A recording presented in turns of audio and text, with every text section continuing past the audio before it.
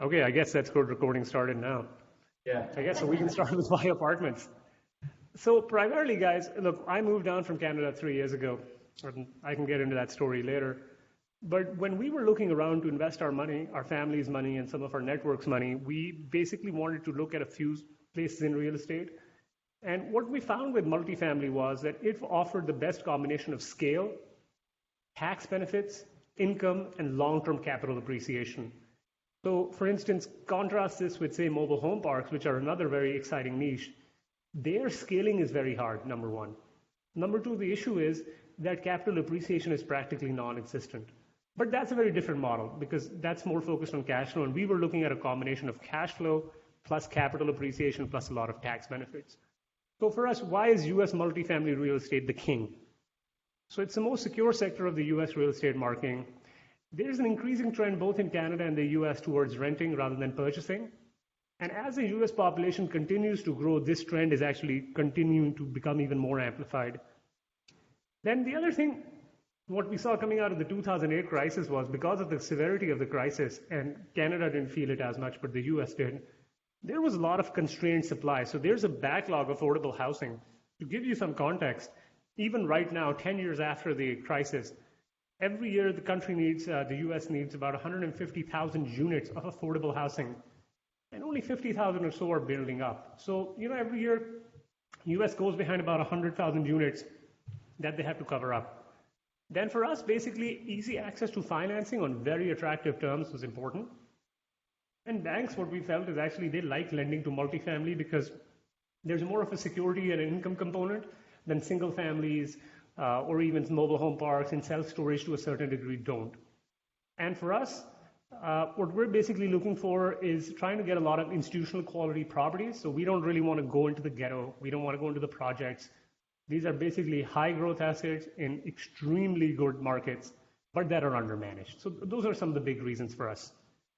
So, I can go through this quickly. Like we talked earlier, there's big demand drivers, right?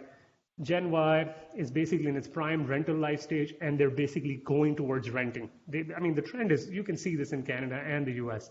Everybody wants to rent. Not a lot of people want to buy. But what we're also seeing is that is being happening because there's weak high-quality job prospects, student debt is very high, and there's a high number of population under the age of 34. What we're also seeing is concurrently rent growth is being very high because there's a lot of demand for these things. And the issue is that not everybody is getting a condo at $2,500 to $3,000 a month like you get in downtown Toronto or Montreal. So where are these people going? They're going towards affordable housing, anywhere between $700 to $1,200, $1,300.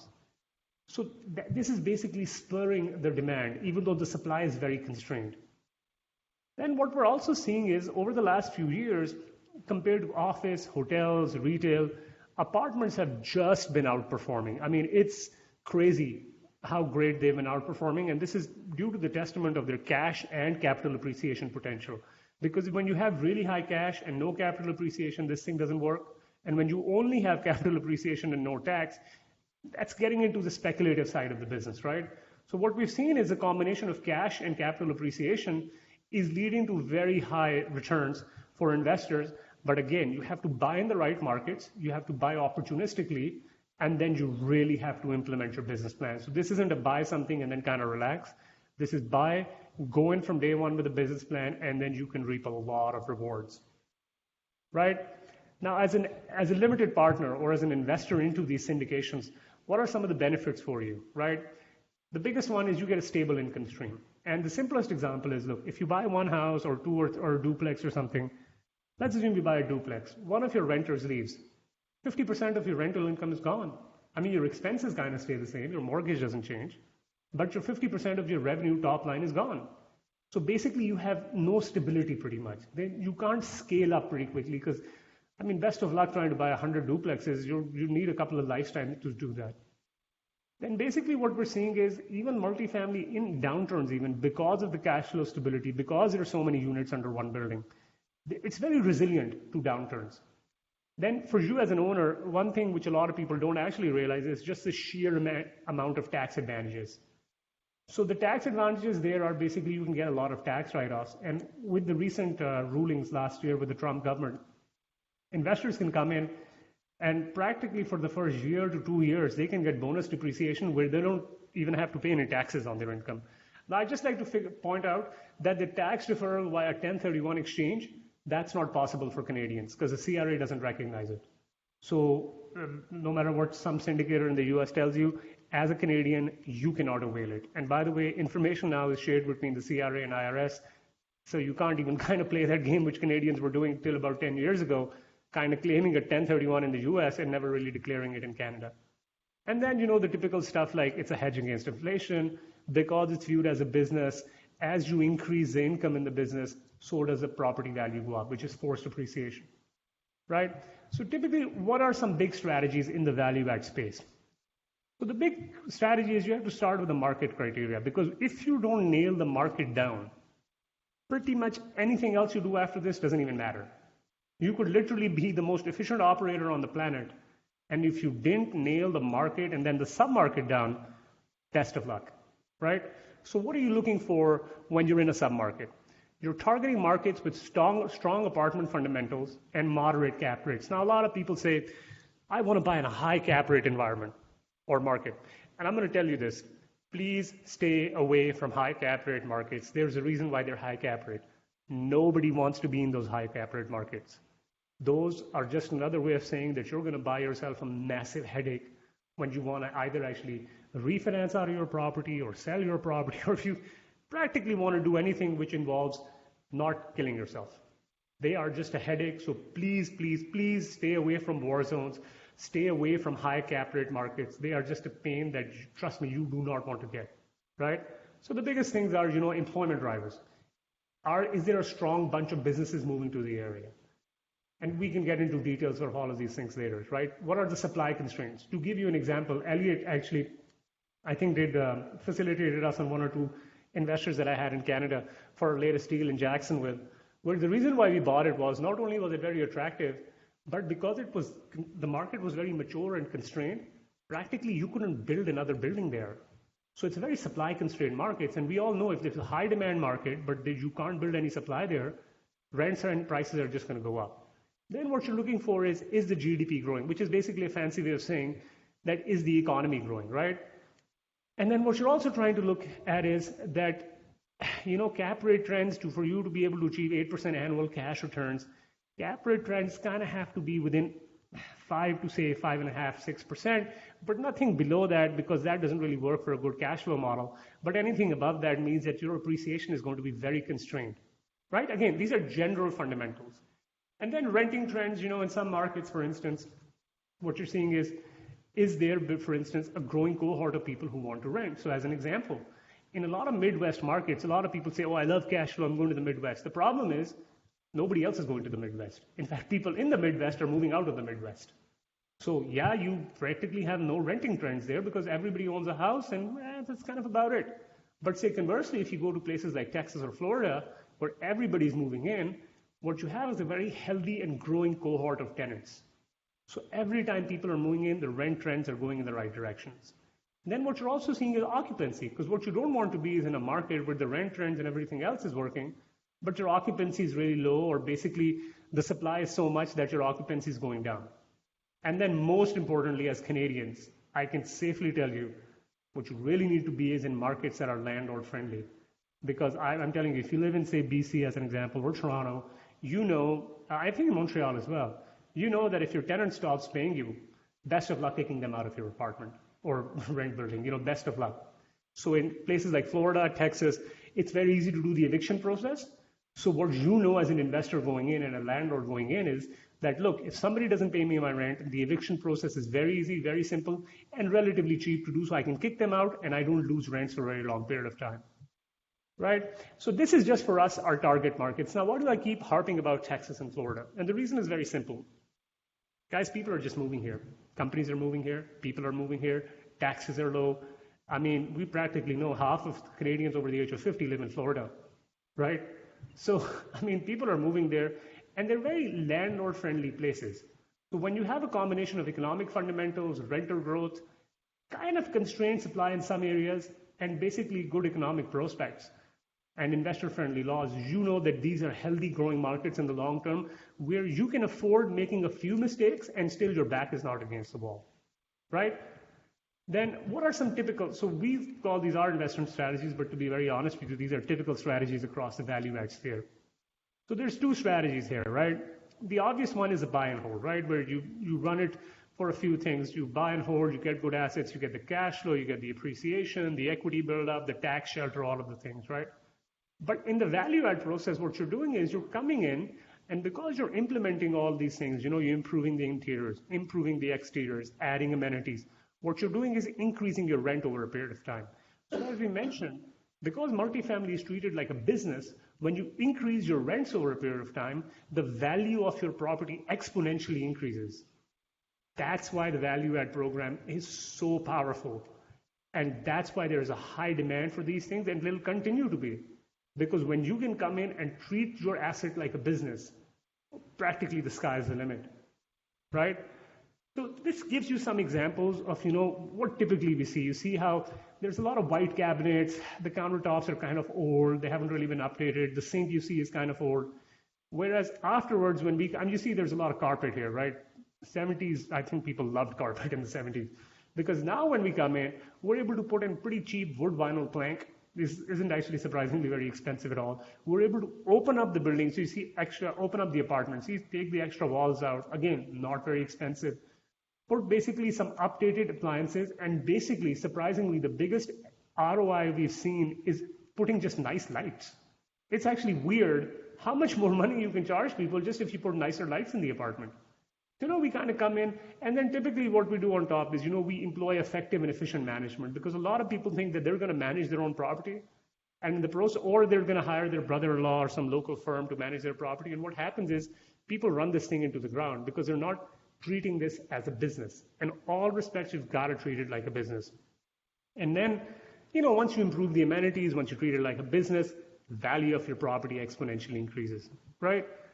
So this is something I love this slide actually, because if you see over here, the chart, can you see this mouse? If you see the chart on the left, on the top left, what you can see is that it shows you the delinquency rates between multifamily loans and single family loans. And you can see even in 2008, because of the stability of this sector, whereas the single family loans just spiked like crazy, multifamily loans kind of kept steady Eddie, as you can see, right? Why is that? Because your revenue isn't just spread out over one or two, units. Your revenue is spread out, say, as an example, over 100 or 200 units. So even if, say, 5 people leave on a 200-unit building, that's only 2.5%, hit on your revenue. So that's very easy to absorb that kind of a hit, versus if you have a 10-unit building, 5 people leave, 50% of your revenue is gone. But your expenses are kind of the same, right? You've got to pay your mortgage. So when you scale up properly, that's why you have less delinquency and a better risk managed product. This occupancy is basically just to show you, for instance, because there is less, for instance, as an example, delinquency, you can see the occupancy is somewhat very high, even in, say, bad times like 2007, 2008. So because of that, it's an all-around better model to have scale up and to have better multifamily sort of buildings, right? This is just some of the examples of what we have. We've done a few deals, as you can see, in Austin, San Antonio, Jacksonville. Typically, it's ranging anywhere between 36 million all the way down to 12 million, with a $20 million deal in between. Typically, we target deals between, say, the mid-70s all the way to the early 90s, right? We feel that offers us the best vintage with regards to the amount of upgrades when we can do. And coming in, just to give you an example, you see all these lighting, all this path we've made. This is just the clubhouse now, right? So when a tenant comes in, they go through this path, they go into this, and I'm talking about the top left, picture, the Woodbridge one. They go through that nice looking path, they get into this funky looking clubhouse. We've already sold them. Then we show them the interiors. Then we charge them an additional 100, 200 units. And because we have put in all the work, we're managing this as a business, we're able to, again, get these super high rents that you wouldn't have otherwise. So typically, what kind of assets are typically people like us or similar people, by the way, who are doing value-add syndicators? What are they targeting? Class B and Class C apartment projects. This strategy does not apply to Class A because already most of the value-add has been done or is there. And this specifically does not apply to Class D, because even if you came in, put all the value add and nice looking amenities and thing in, well, if you're if you're basically in a war zone, who's going to pay you the money, right? So that's why you kind of have to stay in the middle. Typically what we've seen, the best bang for the buck has been assets between 50 to 200 units constructed in the past 30 years. Because what starts happening is, guys, that anything above 200 units typically, and you're competing against institutions, right? So institutions like, say, a BlackRock or an Apollo or a Blackstone, these people basically have an unlimited amount of money and their cost of capital is very low. So it's hard to compete against somebody who just basically has an unlimited amount of money, right? And again, a bunch of the focus has been in the South and Southwest regions, because typically what's been happening is we see that there is a big population shift from north all the way to the south. And that is a trend that's been happening for the past 20 years and is projected to continue for a very long period of time, because the north, A, it's crowded, B, there's very high taxes. So there's just not a lot of pockets there for growth, whereas the south, there's just a lot of growth there, right? Typically on the property condition-wise, as I mentioned earlier, for the value-add program to take place, there's a lot of interior and exterior deferred maintenance. And to be honest with you, the more interior and exterior deferred maintenance there is, the better it is. In fact, a lot of times I've gone to buildings where I've had, say, one of my newer investors, sometimes they want to tag along, and they look at a building and be like, wow, this is a lot of work. I don't think I would ever get it. And I look at it and go like, wow, this is a lot of work. Holy crap, I better get it, and I better make sure nobody else gets it, because then I can come in, do all this work, and we can make more money, right? And then, the other typical things are running it like a business. What are your competitions? You've always got to be making sure that you're buying below what your competitors have bought. Your rents are at or below your competitors, right? You don't want to be top of the market. You don't want to be the bottom of the market. You kind of want to be on the high end of the middle, right? And then you kind of have to create a business plan that matches your asset, but you kind of have to do it before you acquire stuff. So this is why it's very important to have a strict investment criteria, because if you don't have that, then you're going to be chasing your tail. And after this, I just thought, I'm actually going to show you a map that we have created of Jacksonville, and that can either give you an idea of how to quickly basically assess a lot of properties, and we'll get into it after this thing, right? So what is the investment structure typically like for a value add, syndication? So this is our company over here. You're the investors. We pick an asset specific entity, so there is no fund. So what you don't have is 5 assets bought in under one entity. Every single time you're investing into one asset. When you're investing into one asset, the good part is you as an investor can pick and choose when and where you want to invest. So for instance, if somebody's doing 5 deals and you only like 3 of them, you only invest in 3 of them. You're not forced to invest in 5 of them. Excuse me. This way, you can really design a portfolio that works the best for you, right? And you have Elliot there. Elliot is a very good person to talk to regarding investing in the U.S. I think he has a couple of assets in upstate New York or wherever, and he's been very helpful with me as well in directing my investors, and just managing their tax position and structuring them properly. So I would suggest you talk to Elliot as well. I know Matthew has done a few of these deals as well in Pennsylvania or Pittsburgh, right? Yeah. Yeah, so it's, pardon, where? Philly, yeah, Philly.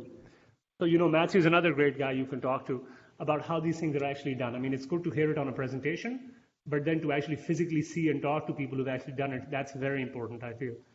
Again, typically, I wanted to give you an idea of how do you make money in a typical syndication with multifamily. How you make money, ideally how you should be making money is you get paid a preferred return, and then there is a split.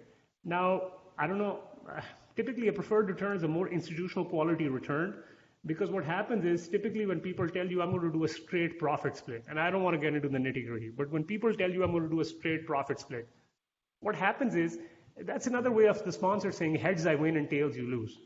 Because the sponsor is basically making money from the word go, whereas you as an investor should only be sharing in the deal, or rather you should only be paying them money once they give you a bare minimum amount of return, right? So we just want to point out some of the better ways of you making money. Then, you see my pretty picture over here on the top left. I'm the best looking guy of the 3, but that's not saying a lot, So we've got 2 Canadians. My partner, Sabur, is actually out of Toronto. He's got a lot of good private equity fund management experience. I'm a CFA charter holder. Kevin is also one of our partners.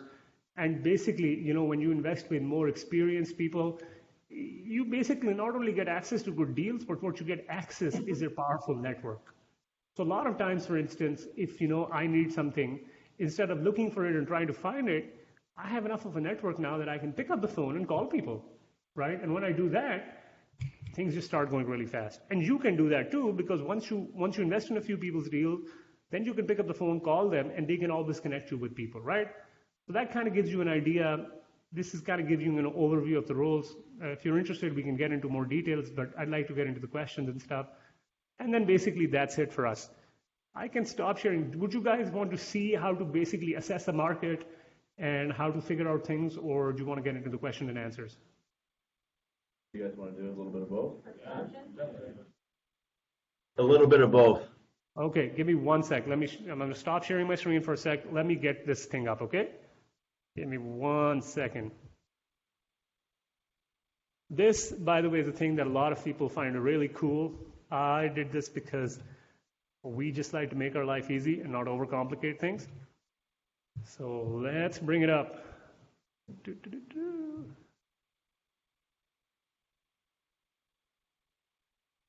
Give me 1 sec. Tell your story, why you went to the U.S. Oh yeah, I can tell you that story, man. It's an age-old story of why most guys do anything in life, and I'll let you figure that out. Okay. Yeah. So what had happened is my fiance, now my wife, she had about 6 months left in her medical residency, and God knows the Canadian government would have ground to a halt if her doctor moved up north.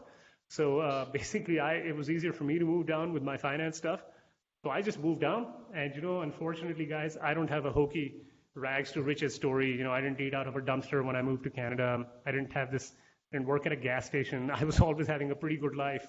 So, life in Calgary and Toronto was great. I just picked up that network, moved down south, and because we had enough of a network, enough of a background in these things, we were able to hit the ground running, get into partnerships with the good people, and just start working, right? Just trying to add value.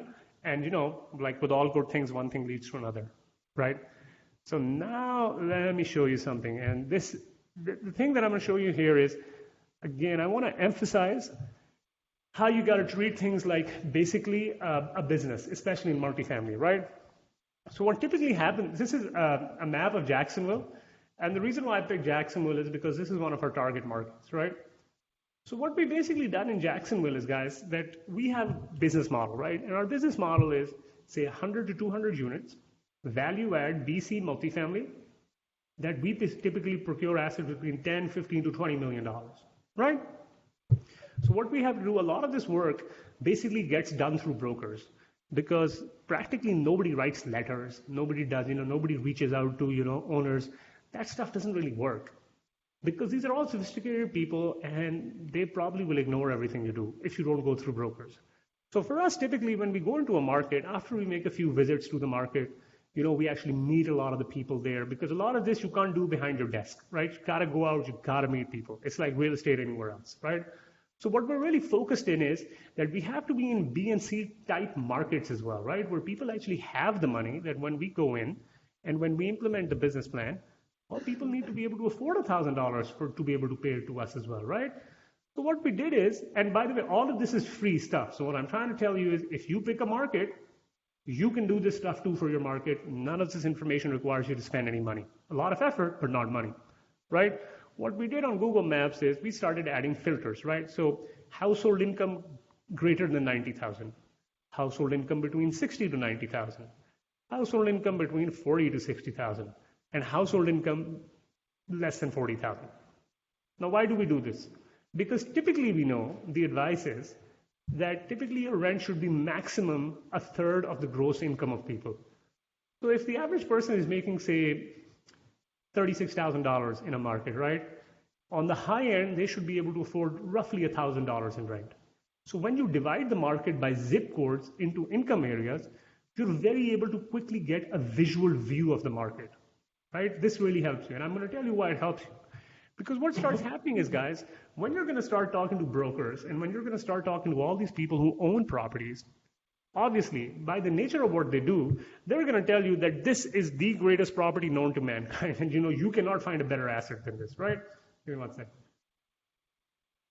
So what you have to do is when you have a map like this, and again, you got to pick one or two markets, right? Because what you can't do is I'm going to invest all over Florida or all over Texas, because that thing doesn't really work. What you start doing is, first of all, you've got this, right?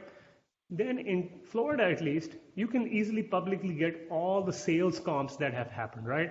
So we do the sales comp for 2018 and 2019. Now, the reason why I'm going to tell you this is that now, for instance, I can go in over here and I can put in the name of a random property, right? So I'm going to put a name of a property right next to ours, right? Courtyards at San Jose, right? Randomly named. So let's assume a broker tells you the name of this property. And let's assume you've created the map, right? Now the broker doesn't know I have a map with me, right? As the broker is telling me this thing, I'm able to quickly put it on my map and I'm able to quickly see what is going on. So first of all, what I see is this is right on the border of an area that has less than 40,000 and between, say, what is it? 40 to 60,000 and 60 to $90,000 income. So this is just one of these perfect locations, because what you really want to be is in a location that is right on the border of high income areas. You don't want to be in the high income areas, you just want to be on the border. But as soon as the broker told me this, right, now I can immediately see, wow, this is nicely located. Now the broker is giving me their spiel, they're telling me why this is the best asset known to mankind, right? Immediately what I'm doing over here is, as I can see what is a comp in the market or a comparable property in the market that it's sold for, right? So a comparable property in this market is $22.7 million, sold for 384 units, which basically means it sold for something like $57,000, $58,000, give or take, right? Now let's assume the broker over here tells me that this property is going for $75,000 a unit, right, or door. Now I can immediately, within 5 to 10 seconds of the broker telling me this, I can immediately ask the guy a question. Oh, well, that's pretty good, but why did the comp down the street sell for $25,000 less? Right? Now immediately the guy's on the back foot, number one. But number two, what it also does for you is that it establishes your credibility pretty quickly. So you go from being a guy who's looking for a property or a girl who's looking for a property to being a really smart, sophisticated buyer. So they just kind of cut through the crap, they cut through the noise, and they put you in a different category of people. Now you're playing on equal terms. You're not playing catch up now, right? Now when you've done this, now you can start having very good conversations with people, guys. Because what you want to be in a position to do is, within, say, the first 20 seconds of a broker giving you an address, you need to be able to figure out 20 to 50 to maybe 60% of what the story is going to be or what the play is going to be here. And just by looking at a map, you kind of have to figure out what the rents would be. Because what you're doing is, this is not a spray and pray strategy, right?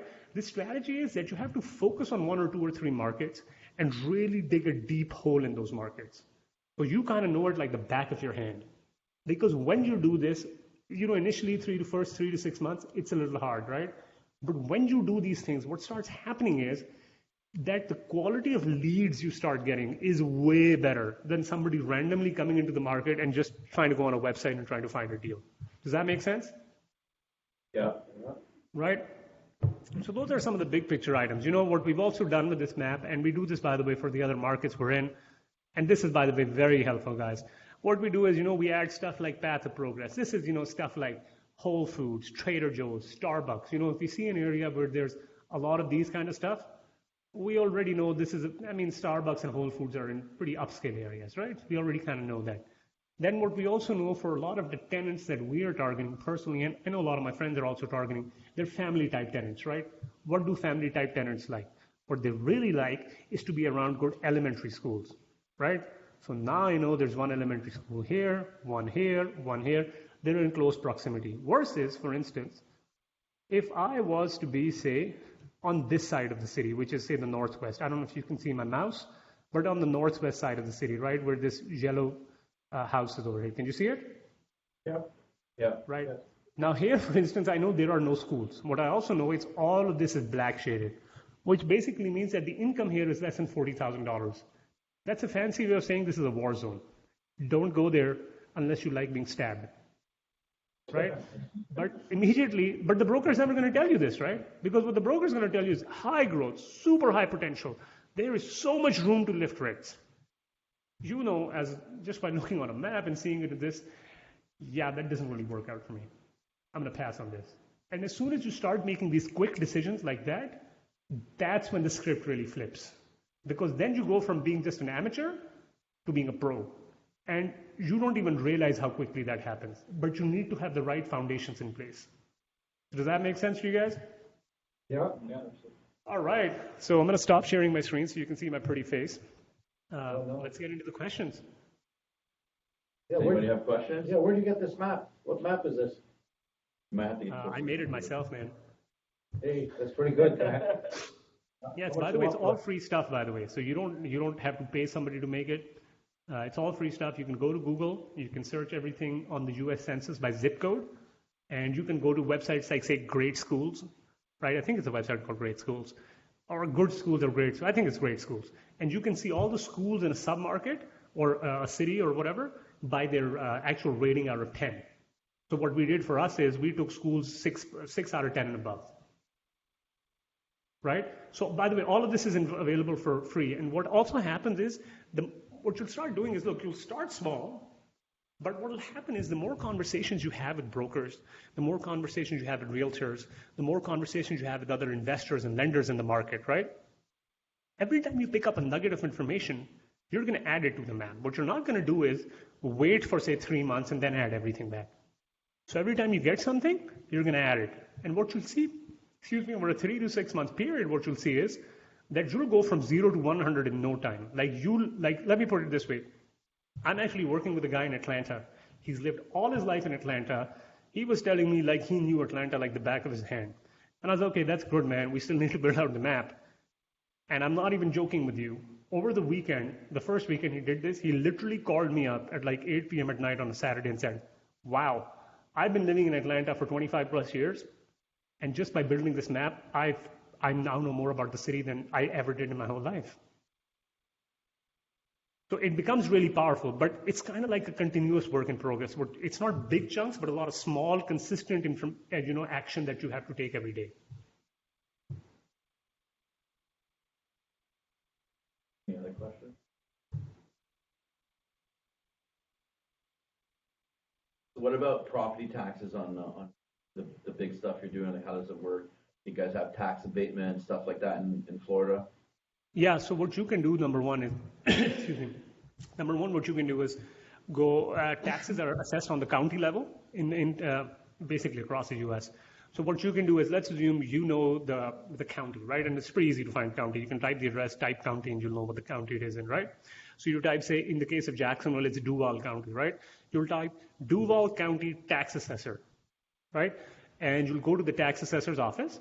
And over there, every tax assessor has a different website, but what you're trying to find out is a property search or property information or property lookup section, right? There you'll go, and then you'll enter the address of the property, right? And then you'll be able to publicly see the past, 2 or 3 years worth of taxes that are paid. And this is publicly available information, by the way. You can literally sit on your computer and do this. So once you see that, you know basically what is the millage rate and what is the tax rate in that particular county, because every county is different, right?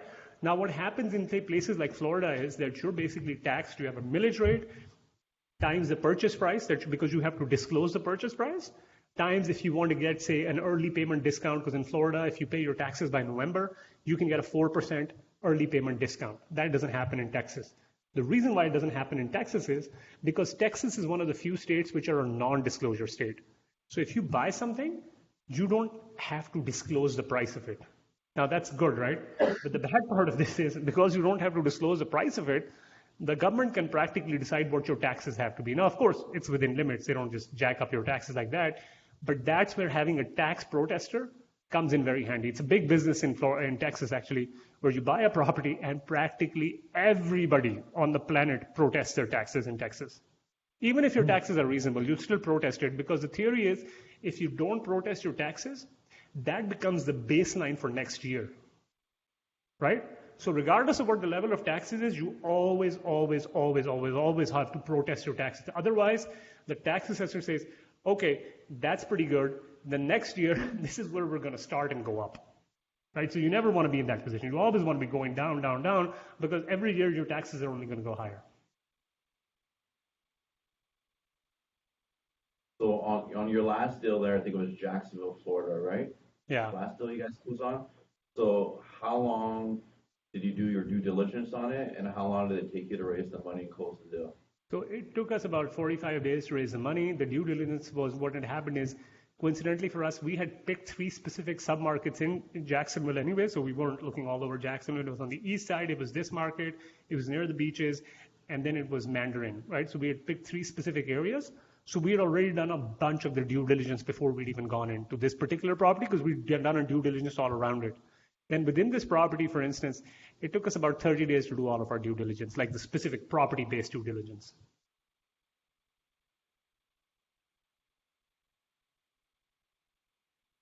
What about the condo market in Florida? It's full of, like, how do you guys compete against like the condo market and all? We're not competing against the condo market because what's happening is our rents are between $700 to $1,200, number one, and practically no condo if you add the HOA fees and everything is in that range. Once you add all the costs, right? Because somebody can advertise a really low rent, then you add the HOA fees, then you add this, then you add this. So by the time you get done, out of pocket, you're paying a higher expense. Number two, what's also happening is that we're not targeting that market, guys. We're targeting affordable workforce housing. People who make between, say, $35,000, $36,000, maybe all the way up to $45,000, $50,000. Now, that doesn't always happen because just to give you an idea, when we were doing our rent audits, or rather lease audits, what I found was there were 2 people living in the apartment building we bought that were making verified income over $120,000. And they were paying $700 in rent. And I was like, wow, these guys are getting a deal of a lifetime. But that's not always the case. Usually people are between $36,000 to about $45,000, $46,000.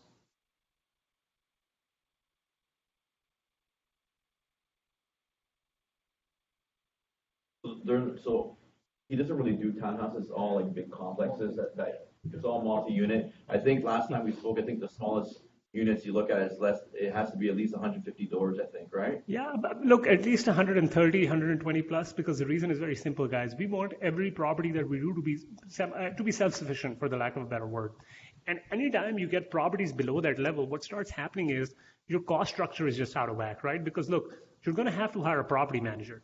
And if you think you're not going to hire a property manager, or you're going to hire some amateur person who's going to do it part-time, trust me, you're going to pay for it. You can either pay for it up front or you can pay for it at the back, but you're going to have to pay for it.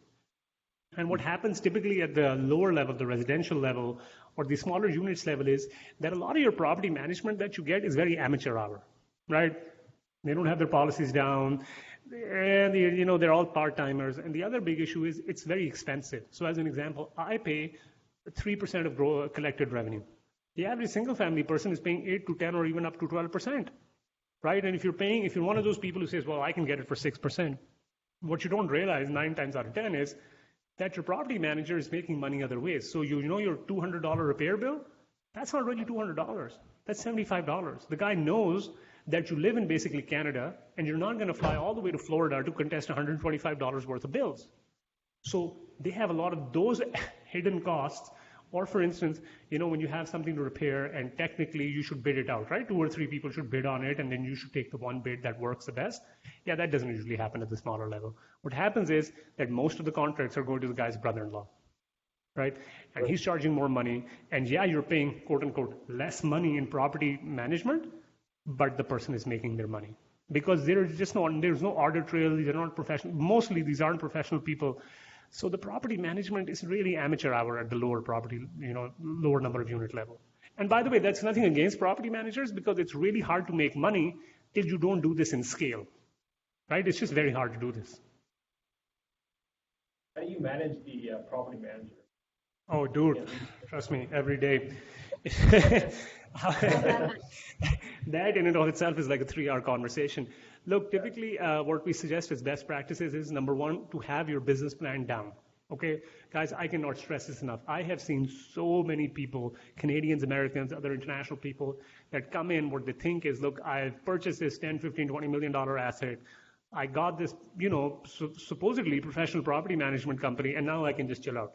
And guys, that is just not the way these things happen, because you have to realize as soon as your property manager finds out, or anybody, guys, it's not just your property manager, any vendor finds out that you're asleep at the wheel, they become asleep at the wheel.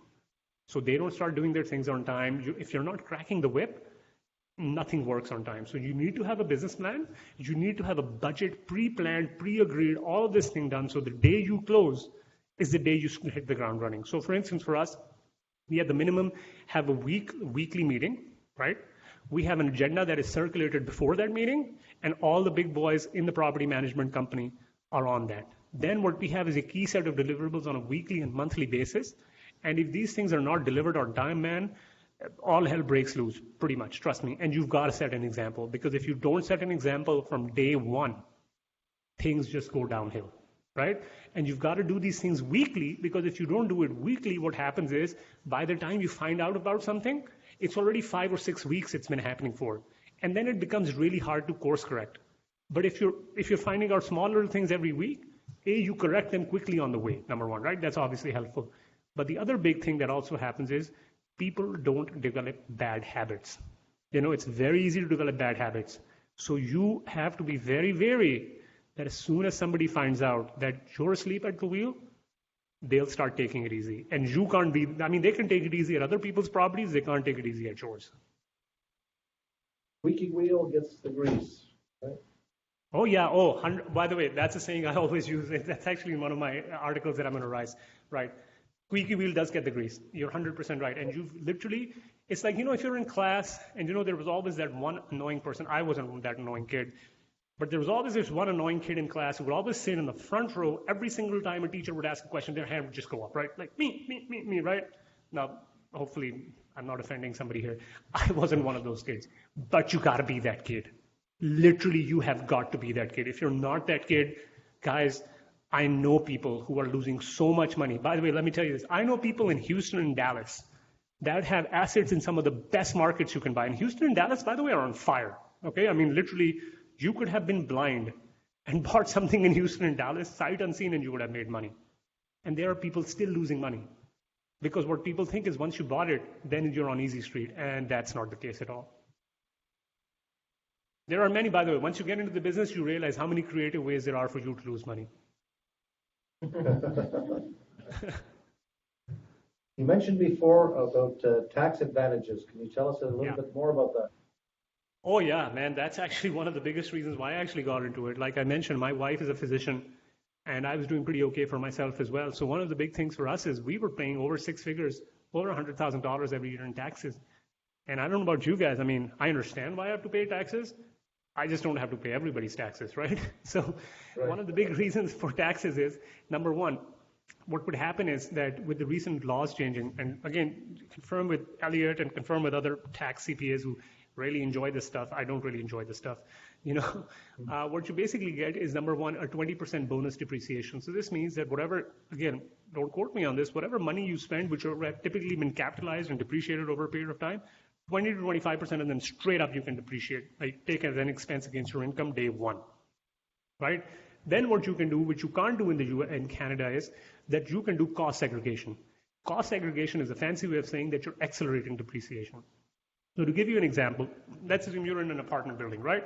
So the IRS says that a typical apartment building should depreciate over a 27.5-year period, right? That's just a rule. I don't know how they came up with it. That's what their thing is, right? But in a cost segregation, you'll hire an engineer who'll come in and I'm using this in quotes, right? A guy will come in and basically what he'll do is, look, the plugs you have in your walls, the sockets you have, yeah, they don't depreciate over 27.5 years. They depreciate over 7 years. The carpet you have, that depreciates over 3 years. The light fixtures you have, they depreciate over 5 years. So what they will do is they will make a schedule for all the subcomponents in your building. Literally, I'm literally telling you down to the wiring, down to the amount of plugs you have. I'm not even joking with you, okay? And what does that do? Instead of depreciating these over 27.5 years, you're able to accelerate that depreciation. So things that would have otherwise been depreciated over 27.5 years, you might be able to depreciate them over 5 years. Now, what does that do? What basically that does is you're able to pull back a lot of depreciation from the later years into the earlier years. You take that, you offset that against your income. So basically, there are cases, for instance, I've got a couple of investors and a couple of friends. Guys are making over $1 million a year, and they're paying no taxes. Legally. This isn't some fancy thing that I developed, by the way. This is very, very, very legal. Guys make over a few $1 million a year, and they haven't paid a dime in taxes. So, and by the way, you can't do that in Canada. You can't accelerate, you can't do all these gimmicks. Trust me, I know. I lived there for a long period of time, I know.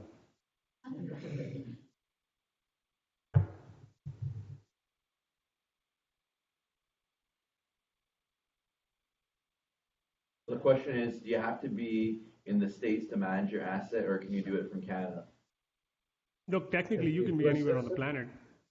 Look, technically you can be anywhere on the planet, but what it really helps is that if you're not in the States, number one, what starts happening is, again, guys, technically you can be anywhere, okay? But what starts happening is you have to realize the mentality of the people that you work with. Not everybody is going to be a college graduate. Not everybody is going to be as responsible with your money that you are with yours, right? Because you feel the pain of saving your money. You worked really hard to save your money, to make your money and then save it, right? What starts happening is, guys, if you're not in the US, people know, okay, regardless of what you say, regardless of how much, squeaky wheel gets a grease, they know that you're not probably going to come from Ottawa to, say, Florida, Texas, whatever, even New York, upstate New York. You're not going to go there for $500.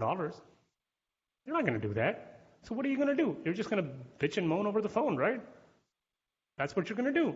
And people count on that. So whereas, yeah, you could be anywhere, people need to know you're in the country. It's a psychological thing. It's not a reality thing. It's a psychological thing, right? People kind of need to know you either have a local partner or local boots on the ground. Now, you don't have to have it, but it really helps because it keeps people in line. Okay? A lot of this is, by the way, a psychological thing. It's not an actual thing. You realize? For instance, on the Jacksonville deal, my partners live in Miami, I live in Dallas. We go there every month. But one of our really big investors, again, this was not planned, this was by accident, that guy lives literally 10 minutes away from that property. So you know what we did? He wanted to be involved, he wanted to learn real estate. We said, okay, what you're going to do is, you got a lot of money in this property, right? You want to make money, right? Yeah. Okay, what you're going to do is, every week when you're going from your office back to your home, you're going to stop in this property, you're going to have a look around, and every week you're going to go to tour for 15 minutes with the property manager, right? Now, what does that do for the property manager? Now, the property manager knows that they don't just have to wait for me or my partner who comes in every 4 weeks. They have a local guy there. That really greases the wheels pretty nicely. And they know that this guy is going to show up unannounced. He's not going to tell you he's showing up at 3 p.m. He might show up at 11 a.m. I don't know. His wife might show up, right? And they're just going to tour the property. You'll never even know about it. So, the trees aren't cut on time, the landscaping isn't done, the paint isn't being done, the interiors aren't being rehabbed, because you can see most of these things from the outside. Yeah, they got a lot of trouble. So, again, very psychological. Does it have to be this way? No, but it really helps.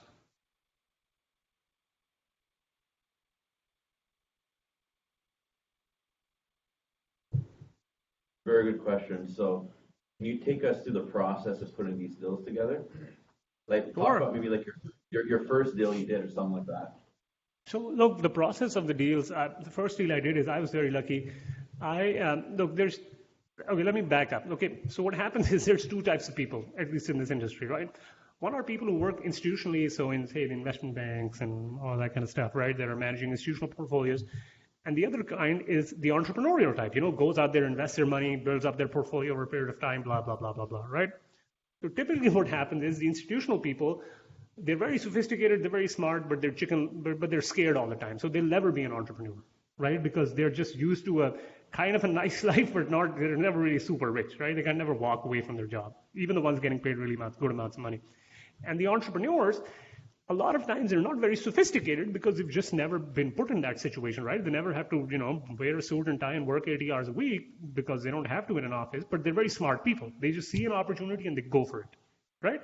So a lot of these people don't cross-pollinate. In my particular case, what had happened is that I was working on the institutional level, right? After college, got a good job, kept getting jobs, all of that kind of stuff. But my family was entrepreneurial.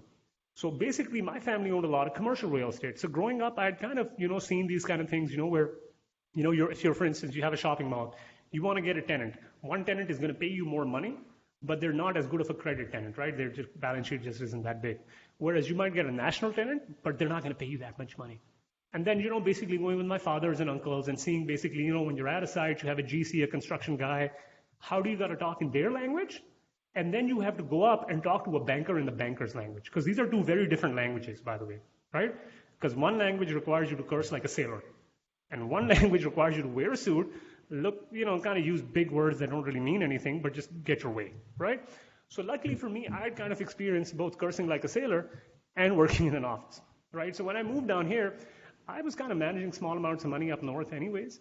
And for me specifically, I was working in the oil and gas sector, so I was stitching together way more complex deals, right? Way more complex than these. Again, that was just professional experience. So when I moved down here, I started, quote unquote, interviewing a lot of people here. And very quickly I realized that 99% of the people, they just had no freaking clue, because what had happened is the market was really hot and they had money that way, made that way, but operationally they just didn't have a clue. A few people that I did partner up with, I said basically, okay, look, what's your problem? Capital is always a problem, right? How much capital can you secure? Because the more you secure, the more projects you do, all that stuff, right? But the other problem a lot of guys were having was that once they're in their deal, a lot of the entrepreneurs, they didn't really know how to tackle the day-to-day stuff. A little problem happens with your banker, or you want to deal with your lawyer, how to take care of that stuff, how to negotiate that sort of thing, right? So I helped them both on that side, the asset management side, but I also raised a lot of capital for people. And because I was doing both things, what was invariably happening is that I was getting into positions where, frankly, if I didn't have the background, I would never be in that position to begin with, because when I moved to Texas, I had practically no social background, right? I didn't know anybody, none of that stuff, right? So I just started getting into deals, started raising capital, started doing asset management. One thing led to another. I had my own base of investors, both Canada, US, and internationally, and that's how the process really started. And typically how these deals are done, to come to the second question, how these deals are done is that it's a chicken and egg thing. There's only two kinds of jobs in this level of work. Either you're sourcing the deals or you're raising capital. And typically everybody is raising capital, but not everybody is sourcing the deal and negotiating the deal and going through all those lawyers, blah, blah, blah, blah, blah, blah. So there are really only two roles. In both of those two roles, I had partners along the way. So typically what happens is, let's assume I go to a broker, or the broker comes to me, we know the deal is happening, they know we can raise money. First of all, we have to submit a letter of intent or an LOI, right? Which basically says, look, I'm saying I'm going to buy this property, these are the terms, blah, blah, blah, blah, blah. A bunch of people will submit the LOI. Then you go to a best and final round, okay? The best and final is in name only, because you can have multiple best and final rounds, right? Because you're just the broker's trying to see the combination of best price and best execution, because a lot of times the person who offers the best price might not, quote unquote, get awarded the deal, because they might not be able to close. These things are like turning the Titanic, right? So you want to be making sure that you want to work with somebody who can actually bring the money. So basically then it's again a little song and dance sequence. You convince the seller that you are the person who can offer the best combination of money / closing the deal. Now, typically, terms are between 30-30. So what that means is 30 days for due diligence, 30 days for financing. So typically, deals should be closing in 2 months. And that's kind of how the process starts. But practically in between, you're frantically raising money, you're frantically doing due diligence, and practically your life is on hold for 2 months when you're doing these things. But hey, when you're done, it's kind of nice. You're done, right? So That's it. Those are all the secrets. Yeah. So to get into these deals, so what you need, is that the main, or do you need to have some capital? So how can a new investor get into these deals? Did you hear the question? Nope. Okay. So how can somebody get into these deals? Like I find, since we've had a good track record, it makes it easier to partner with somebody that's already got the track record to piggyback on that at the beginning to be able to scale the business. That's what I've been finding. Well, look, it's like any other business, guys. It depends if you want to do it the hard way or you want to do it the easy way. The hard day is you bang your head against a wall, you try to do everything yourself because, you just want to be an entrepreneur, right? And trust me, that thing never freaking works, or it works once out of 100. The easy way of doing this is, guys, that you partner up with somebody more experienced who's done a few deals, who's basically the good fit for you, right? Because what usually happens is if you partner with somebody who's too big, that also doesn't work because you're very low down the food chain for them. But if you partner with somebody who's completely new, you're really high on the food chain with them, but they don't have really any experience. So they are also they're basically also swimming in the deep end, so they can't really help you, right? So you kind of have to partner with somebody who's in between. And typically what you have to do is you can bring a combination of, say, bringing money. You can do a combination of, for instance, if you know people in that market, right? You can be boots on the ground. That depends on what your specific skill set is. So as an example, One of my investors, he was recently retiring. He had a lot of money, so he became our earnest money person, which basically means that he fronts up the earnest money, about $200,000 required to secure the loans, and he gets cashed out in 3 weeks, right? So not like he's getting it permanently, but this way he's able to get into a deal. Other people invest money into a deal. Other people raise money for a deal. There are certain people who say good at financial analytics and underwriting, they underwrite for the deal, right? So it all kind of depends where you are, what do you want to do, and what type of person you want to be involved with, and what significant role you want to play, if at all you want to play a role.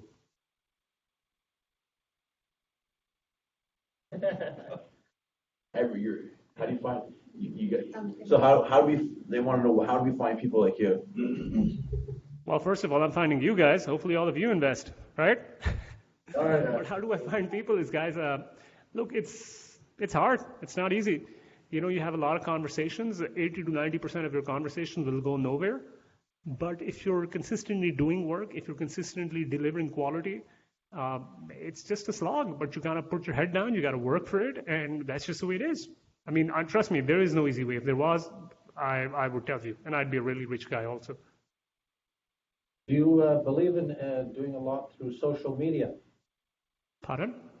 Are you using social media? Yeah, dude, a lot of social media. I'm like freaking everywhere. I have the same LinkedIn picture pretty much on like 1,000 platforms. I'm doing a lot of podcasts. I write a lot of blogs, a lot of articles. I'm on a lot of other sort of stuff. And the reason for that is very simple. I realized I had a pretty interesting niche in the sense that a lot of people advertise that they want to raise money, but not everybody has the expertise to do deals because those people are less and less, right? So again, this wasn't by design. This was just by sheer accident that I discovered this. So when I discovered this niche, man, I ran with it, man. So I'm on all the podcasts. I'm on all the blogs. You should go to our website, boardwalkwealth.com. It's right on the front page where you can sign up for a mailing list. And what we tell you is not just our deals and all that stuff, which is kind of nice. But what we also tell you is what are things we're seeing in the markets? How can you improve yourself, right? When you're looking at a deal, how can you become better? Okay. But yeah, social media is really important. I mean, I should get better at it because I'm just not one of those guys who whips out his phone every time he's out and does a Facebook Live video. I'm just not one of those guys. But it's very important, guys. It's very important. So how is he using find investors, find raisers, or So how you using social media to find investors so far? I remember the first time I talked to Omar, we had a conversation. Well, my lawyers tell me that. He just told me, just run with it and you'll be okay. But there's, the Security and Exchange Commission and everything. I remember my first conversation we had last June was about that too. So how do we find investors, or is that the question? Through social media. Yeah, so how do you use your social media platforms to leverage your business and stuff? So guys, you have to develop a niche, right? If you're just another guy who's trying to buy a house or buy an apartment building, you're going to be drowned out pretty easily. You kind of have to develop a brand. And a lot of these things you just learn by doing, right? There's no hey, do these 5 steps and everything will work out. A lot of times what you got to do is develop a brand. And more than that, what you have to do is start consistently doing it. So what you can't do is be up for 1 week, down for 1 week, up the 3rd week. So if you're consistently doing it, it takes time. It's a slog, but you kind of have to you got to start from the typical thing, start from friends and family, and then move from there. And the more deals you do, coincidentally, the easier it becomes because the more people start finding about you, they'll automatically reach out to you, they'll go to your website, sign up on your mailing list, right? Because you're seeing that you're doing quality. But the biggest thing that I can say is you just have to be consistent, man. I mean, there is just no way around it. So consistent, whatever you're doing, just do it consistently. You got to do it every single week. Honestly, I know that's not the answer you're looking for, but trust me, there's just no other answer. You have to develop a brand, is what you're saying. You have to brand it. Yeah, look, by the way, in my particular case, I had to develop a brand. But for instance, look, if you live in Ottawa, right, you've got a whole bunch of folks here. You've lived in Ottawa your whole life, and let's assume you know other people who don't want to go to the U.S. Maybe say people your age, right, who've got money. They don't want to go to the U.S. You're good to go to the U.S. So you don't even have to develop a brand. You can start from there. So everybody tackles the issue differently, right? Like, for instance, I know some older guys. They're old and rich, which is a great combination, by the way, and they know other old and rich people, so they don't really even give a crap about social media. They're like, I don't even care about Facebook. Everybody I know is a multimillionaire, and they all throw me 200 grand a deal. Right? So again, they're different social circle, different generation, different type of people. I know lots of guys who are only doing social media, who have no freaking idea how to run a deal, and they're also raising money, right? Because they've got a brand. And I know guys in between. And by guys, I mean guys and girls and all those people, right? So it just kind of depends where you are.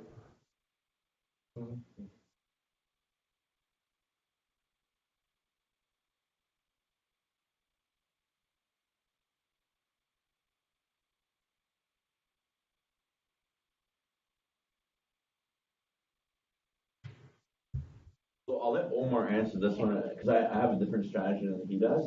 So how do you add the value to your property? Because usually your properties are, you've already got the tenant in it. You can maybe talk about the cash for keys that we talked about before. See, look, we don't really do cash for keys because, frankly, I'm in markets where I don't have to do it. And if somebody likes to not pay me money, we can evict them within 3 to 4 weeks. That's a pretty short conversation. How do we add value? Is basically every time, for instance, we can go in and we can say to somebody, look, you're in a lease. And what we'll do is we can work around you while you're in the house, and we can do micro cosmetic upgrades for you, right? We won't charge you anything. Let's assume you have 4 months left in your lease. You can just enjoy a good time, right? You know, your appliances get upgraded, your lighting package gets upgraded, you get a paint job, right? But then, for instance, if on our business plan says that we have to upgrade an X number of units, when the lease is up, I just don't renew the lease. And I can do that in the markets that I'm in, because like I said earlier, in markets that are investor friendly, you can do these things. In markets that are not investor friendly, guys, you got to do cash for keys. You got to beg your tenants to leave. And if they don't pay you money, it's just a headache that I just never wanted to take on. So that's but that's a function of the markets that I operate in, right? Where if I don't want to do something, I don't do it. And if I want to do something, I do it because they offer me the flexibility to do these things. I don't got to pay cash for keys because frankly, I'm morally opposed to paying cash for keys. Because if it's my property, I'm not breaking a law and the other person is not paying me rent, I feel I am not under any moral obligation to facilitate them to what? To leave the property that they should be paying tax or rents on anyway? So I don't really agree with that, so that's why I'm not in those markets. We buy land that has no tenants or dilapidated properties that nobody's living in. We've only experienced with one tenant and we work to deal with them. Are they hard to find or? Tons of opportunities like that in the markets, but in Florida is a whole different market. Yeah. They don't have those types of properties as much. Any more questions? Did you guys start in Canada and then decide to go States? I did. Did you start in Canada? You started in Canada, right? Investing? No, I didn't really buy a lot of the, guys, to be honest with you, I never really bought residential to begin with. That's a combination of the fact that my family, weirdly, I didn't realize this was common. I just, again, stumbled into this. My family had always bought commercial assets. So I'd always kind of not bought myself because I didn't have the money, but my family had always bought commercial assets. So I never really bought residential assets. And to be very honest with you, I'm a millennial. So I never even liked the idea of buying houses. I mean, the idea of buying houses, I feel, it's just not my cup of tea, to be very honest with you. So I never was into the idea. I never had to buy it. I never really bought it. In fact, I bought my first house after I'd bought my first 2 apartment buildings. It just wasn't a model that I was ever interested in. That's why. Finish the questions. I feel like you're some of us here. Yeah. Is so both Matt and I started with, well, Matt probably started, I guess, in Ottawa and then Brunswick, and I started here. I still have my properties here, but so there's some benefit to us so that we can compare and contrast what we've done here to what we're doing in the U.S. Mm-hmm. What we're doing in the U.S. is far beyond what any of our properties are doing here. Okay. That's what we need to know. You can get it's easier. You can deploy the same amount of capital in the U.S. and get a higher return with less work with the right people in place. Labor's cheaper, materials cheaper, cost of land, cost of everything's cheaper in the U.S. And you can scale your business. You can grow a lot quicker your real estate portfolio doing it that way than in Canada, right? There's more, the banking regulations are a lot stricter. We work with a lot of local banks. you're using bigger, probably institutional financing Oh, yeah. for the bigger projects, right? Guys, to be honest with you, in a million years, I would not have been able to do in Canada what I did in 2 years in the US.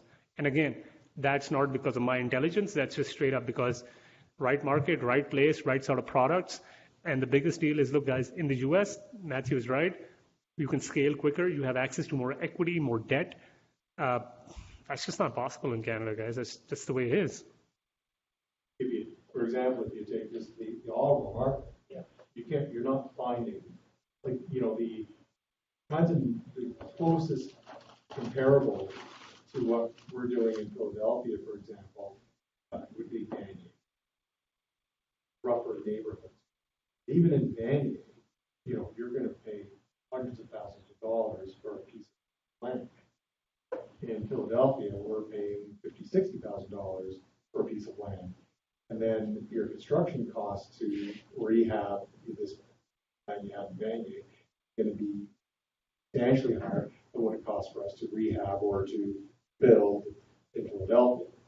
Mm-hmm. So your economies of scale. Your margins are a lot higher, and turnaround time is quicker. And what am I? Like we had a commercial building where we went over budget. We were way behind on everything, construction, everything. We were paying so many fees. We were able to negotiate a loan with the bank, go back to the bank. We got 85% loan to value. Like, it's unheard of. Like, you can't, like, we're like, the team that we had the track record, had the relationship with the bank. Look, this deal went sideways. Help us out. We're building land. We're building beside it. We're building a $6 million building beside it. It's at a $900,000 building. But just the relationships got us out of the trouble that we did.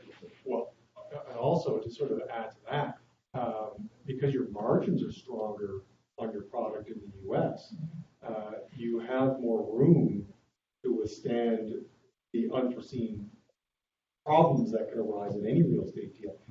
Here, like that, I know the project Matt's talking about, the problems that we ran into in that project, if we ran into those here, our margins would be gone, we would have lost money on it. Or even lost the property to the bank if we had no access to capital. We renegotiated the loan with the bank. So you have contacts. Yes. I don't know if you guys have experience. Sometimes there's delays and stuff, and usually the banks are pretty flexible negotiating a loan that you already have with them. I don't know if you guys experienced that. Well, thankfully, we haven't experienced it so far, but I believe what you're saying is 100% right. Because, guys, the simple reason is there's just a lot of competition here for banks, for products, for loans. So you don't have 5 banks, and with each of the bank telling you to take a hike if you don't like it, right? So that's just the way it is. When you have more competition, you just have people who are more willing to work with you because, if they don't work with you, you'll go somewhere else. And they also know that you'll never come back in the future. But if you know that if you live somewhere, there's only 5 banks, and, well, where are you going to go, right? You're going to go to one of the 5. So regardless of how many bridges a bank burns, they always have a 20% chance of getting your business. That's a pretty high chance, right? So plus, and the other deal is lending is more flexible. You have more products. So for instance, it's not just say 2 products, and then if you don't fit into their little sandbox, then I guess you go find your own way, right? For each little sandbox that you create for yourself, I can assure you there's over a half dozen products that are specifically available for you. And if they don't have it available, trust me, they'll create one pretty fast just to service your loan. That's how competitive the marketplace is. So what are some major problems that you would face from a Canadian trying to invest in the U.S. market? Like it's like laws, Look, I feel like that. What? Look, I feel what you'd face is, and again, this is by talking to a few of the Canadian investors I have, is number one, what I suggest is unless an American syndicator or American-based syndicator either has a lot of Canadian investors or is a Canadian or some version of that, please don't invest with them. Because the greatest thing I love about Americans is they're very entrepreneurial and their marketing is on point. I mean, you don't even realize when you're being sold. Okay? So to get money into the door, every American syndicator on the planet will tell you, don't even worry about it. Your money's safe. Your money's secure. Don't worry about it. That's not always the case. Because as a Canadian, typically from time to time, you might have specific questions, you might have specific requests. And at that moment in time, if a guy who's never dealt with Canadians, who haven't dealt with international investors before, they might not be able to offer you a lot of advice. So yeah, look, going in, you should take advice from people like Matthew, people like Elliot who actually do this for a living. But again, you kind of have to work with people who either have dealt with Canadians before or are Canadians or deal with, complex situations, because usually most questions aren't difficult if you know the answer. But the problem is when you're in a crunch because you have to file for some paperwork or some exemption, and then the guy can't even answer your question. So I think those are the bigger ones. Again, that can be mitigated by working with professionals, but you always need, ideally, hopefully, you should be working with people who have some sort of experience catering to investors like you. But apart from that, I don't think there's like some big red flags you should be watching out for as a Canadian. Now, as an investor, there are lots of red flags you should be watching out for, but not specifically as a Canadian. So what do you find those people? It's a whole interview process, right? Yeah. You got your gut feeling and you don't have your feeling, right? So like 3 weeks ago, I had a guy, another developer in Philadelphia, reach out to us, and he goes, "All right, I need some money," and I said, and just by talking to him, like, you're not a right fit for us. I go, we have a sweetheart deal with our developers and no other developers will ever do because we've been with them through the good and through the bad, but it's all about creating the relief, right? And if we were with our developers from the ground up, the new people getting in, they don't get what we get. We get 50% of all what our developers make. We're 50-50%. We're 50-50 partners on all the deal. Other people, if that will come in the deal, like in the U.S., like that, a lot of developers in Philadelphia, they'll keep 60 to 70% of the pie for themselves and give them back 30% of the pie. That's not a really healthy return. You're talking 8-12% return, and there's a lot higher risk. So we look for it's a win-win situation for everybody, and our team that we work with, and a lot of the good guys, they're not greedy. They understand that if I do a good job with you, you're coming back. The next deal I raise, you're giving back that money, and that's how we all work. Basically, if I did a good job and I gave you your money back, like I told you, or yeah, you can have a delay. It's realistic, but if you have that clear communication, you're gonna come back. And I don't know if you're experiencing the same thing too. No, 100%. This is what I'm telling you guys. No, you had that earlier question about how you source investors. Guys, short of being born into a really, really, really rich family, which solves all your problems in life, short of that, it's slog. And what happens is you develop a right relationship with people, and it's one deal at a time, one investor at a time. And coincidentally, when you do 2, 3, or 4 of these, it becomes less hard. I don't want to say easy, but it becomes less hard. And again, that's what I said earlier, right? You kind of have to get on the ground floor with an enterprising person, because when the person becomes too big, you're just not important enough to them, right? I mean, that's just the way it is. It's not a personal thing. Look, if somebody has 100 people saying they want to invest with them, then no one investor stands out, right? So if you develop the right relationships with people, things can accelerate pretty quickly. And to give you an example, I have an investor out of LA. He found me out through a podcast of all the places in the world. And, we had a good conversation and all of that kind of stuff. And pretty much, he did a lot of he kind of did my research and all of that stuff. He asked pretty specific questions. We developed a relationship. And not only in every deal does he throw me 100, 200 grand, but what he also does is he himself is introducing me to people, right? And he doesn't even take any compensation. In fact, on the last deal, I had to pay him compensation because he was bringing so many people. I was like, dude, look, I love you. I am very grateful, but I got to give you something, man. I feel really weird that you're doing all this work for me, and I don't really give you anything. So I gave him a very healthy share of the deal because he bought a lot of people. And he's like, I don't really need the money. But again, we had that relationship developed over a period of time. And obviously he didn't do it the first time. But guys, when you develop the right relationship with people, and look, you have to realize, as a sponsor, look, from my perspective, right? I have to provide you the highest quality service because I know, for instance, if you're happy with me, or by me, I mean anybody in my position, then the next time when I come to you and say, hey man, Matthew or Elliot or whoever, hey, I've got this project, what do you think about it, right? Not only will you be more inclined to invest, but you will be more inclined to tell your friends about me, right? It's just a win-win situation. If I say what I'm going to do and do what I'm going to say, and I follow up on my word and all that stuff, it's just a better long-term process, right? And a lot of times what happens, guys, I'll be very honest with you, is that a lot of investors, I have to turn away. I say, look, when we talk, you're investing that I have, you think that I have a magic wand and I'm going to wave my magic wand and suddenly money is just going to start flowing out. And a lot of these things, they don't happen like that. You got to wait 6 months. But it's not a get-rich-quick scheme, but it's a get-rich slowly and stay-rich scheme, right? So a lot of investors, sometimes you got to turn away because at that moment in time, they're not a good fit for you, right? And it's very painful, guys, when you need an extra $500,000, $600,000, $700,000 and your deal is closing in 2 weeks and you need that money badly. It's very tempting to say yes. But you have to put clear boundaries, you have to have a good match with people, and you have to provide them the highest quality service, because it's no use for somebody to get into a deal and 6 months later they're pissed off at you. Or you're pissed off at them because now they keep bothering you all the time, right? So again, you got to get in on the ground floor with the right people, but all relationships are two-way streets. I have to provide you the highest level of service and quality and peace of mind more than anything else.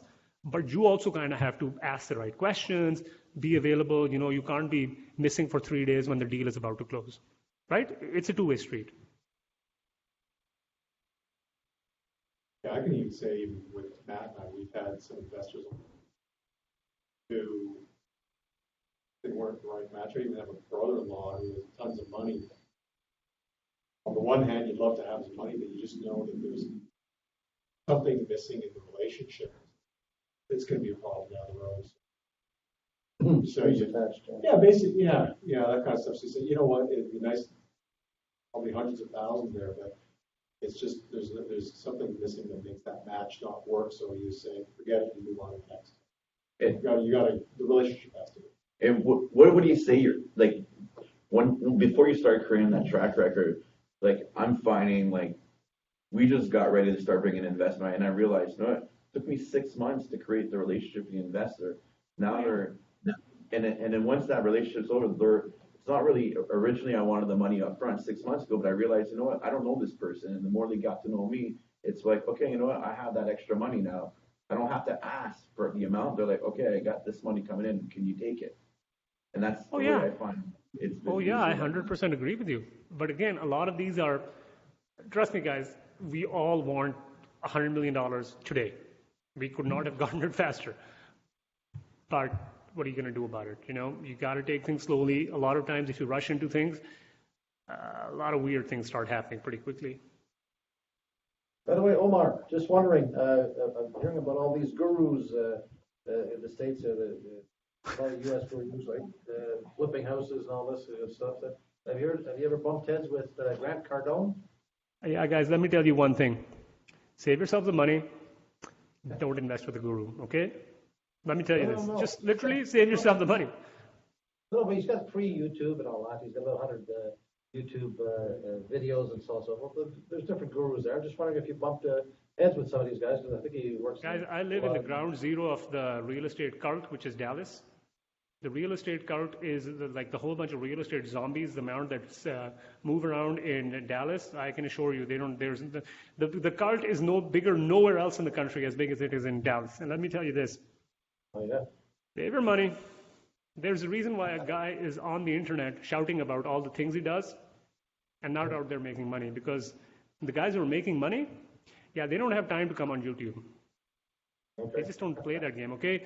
Donald Trump or Sam Zell don't give you a $300 course at a weekend course at the airport Sheraton for a reason. They're too busy making real money. They don't have time for this kind of scams. Yeah, okay. Any more questions before we say bye to Omar? You guys are good? Listen, Omar, thanks again for everything. Thank you, guys. Yeah, really appreciate it. Yeah, it was great. No, I really appreciate it. Like I said, very excited to talk to Canadians. And if you guys want, can you if they have questions, can you share your slide and I can send to you? Or... Of course, guys. Please email me, Omar at boardwalkwealth.com, BOARDwalkwealth.com. I'd be happy to assist you in any way that I can. And I would, by the way, highly suggest that you talk to Elliot. He's really helped me with my investors, and Matthew as well. They've both done a lot of stuff. Great people. Email me. I'm always available. Anything I can do to help more Canadians get in and escape the wintry cold that is our homeland, I'm happy. That's right. And that's tax deductible too. To go Yeah. down. All right. Yeah, tax All right. advantage. Take it easy, guys. Thank you so Have a good much. one. Thanks, care. Omar. Take care. Bye-bye.